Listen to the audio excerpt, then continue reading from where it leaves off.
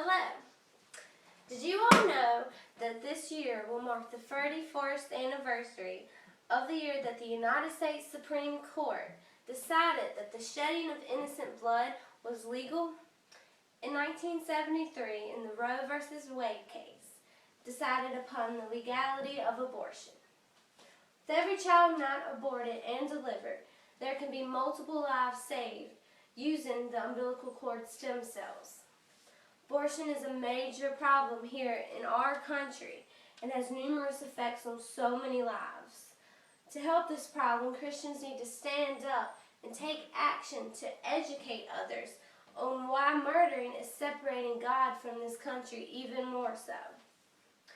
Abortion is such a major issue and is going to continue to take so many lives. Not only is it murdering pure babies, it is barring the curing of various diseases and conditions.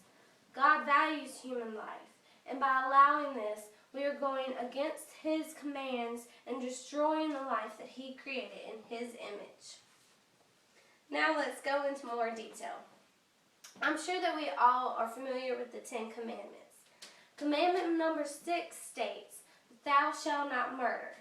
Murder is defined as the shedding of innocent blood and is not justified in the eyes of God.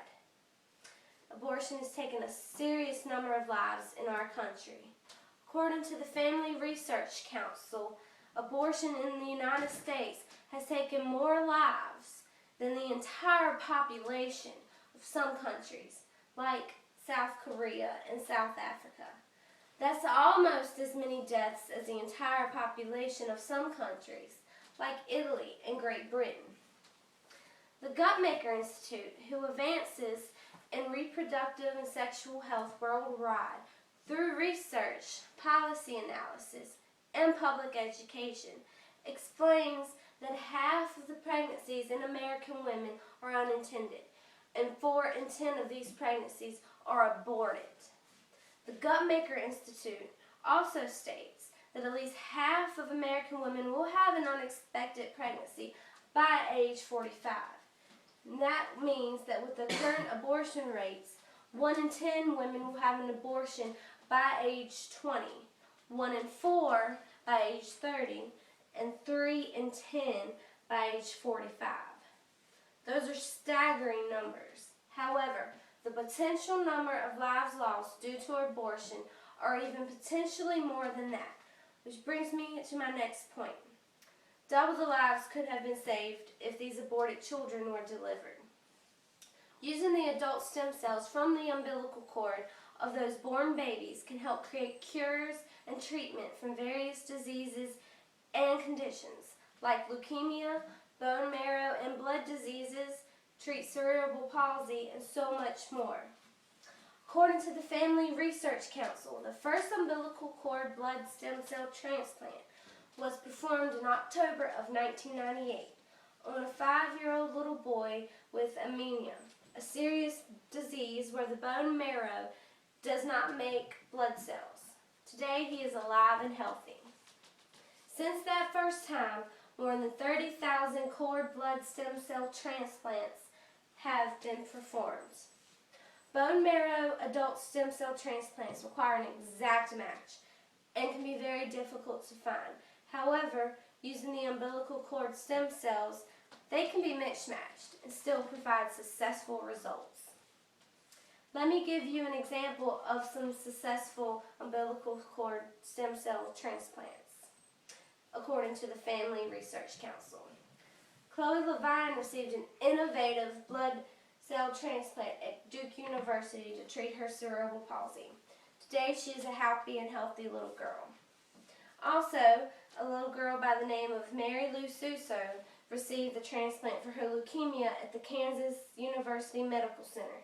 She is now leukemia-free. For every baby not aborted and delivered, there is a doubling life-saving effect, which leads me to my last point. The solution to the problem of abortion is to spread the word that God values human life. According to Dr. Albin, author and editor of Speech Communication, a Redemptive Edition, God values human life. preborn and born. We are created in His image, and therefore human life is very valuable to God. Genesis 1:26 explains, "Then God said, let us make mankind in our image, in our likeness, so that they may rule over the fish in the sea and the birds in the sky, over the livestock and over all the wild animals, and over all the creatures that moveth along the earth." So God created mankind in His own image. God values preborn human life as well. This is evident in Isaiah 44:24. This is what the Lord says, "Your Redeemer, who formed you in the womb. I am your Lord, the maker of all things, who stretches out the heaven, who spreads out the earth by myself." Yes, the same God that created all this around you formed every baby in the womb. God has a plan for each and every human being, and by aborting God's creation, we are rebelling against Him.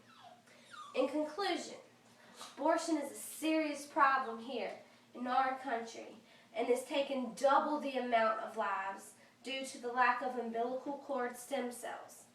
God values human life dearly as we are made in His image. Because God values human life, and He also values those who support the things that He values, Christians need to stand up and educate others about the tremendous losses due to abortion. I encourage each and every one of you to find out more information and as much information as you can about this issue and speak up against it. Thank you all so much. You're welcome.